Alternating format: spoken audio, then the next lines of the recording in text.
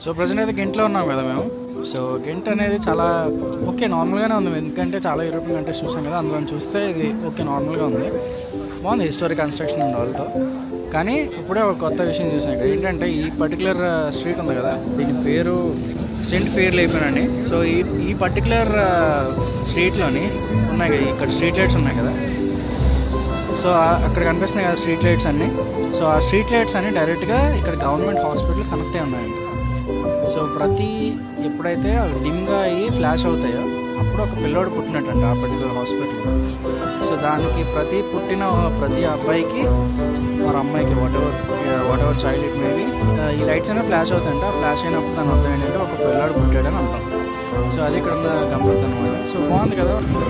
So ఈ street అనేది ఎగ్జాక్ట్గా ఇక్కడ ఫోర్ట్ ఉంది కదా, ఈ ఫోర్ట్కి ఆపోజిట్లో ఉన్న స్ట్రీట్ అనమాట ఇది. ఆ పర్టికులర్ స్ట్రీట్లో ఇలా జరుగుతుందంట. సో బాగుంది కదా.